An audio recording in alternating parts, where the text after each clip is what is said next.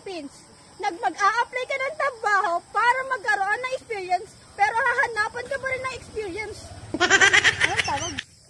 Only in the Philippines. May trabaho ka na nga at magaling ka pa sa trabaho mo. Imbis na dagdagan ng sahod mo, mas dadagdagan pa nila trabaho mo. Ay, pa-jab-jab lang muna. Ay, nako.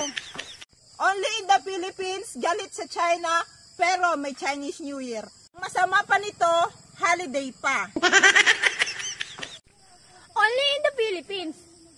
Kukuha ka nga ng ID kasi wala ka nga ID. Hahanapan ka pa rin ng ID.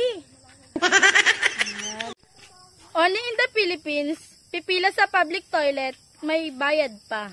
Only in the Philippines, may NBI clearance ka na nga, kailangan mo pang kumuha ng barangay clearance at police clearance. Only in the Philippines, sisiraan mo yung tao, tapos kapag gipit, sa kanya uutang. Ang kakapal na mukha nyo.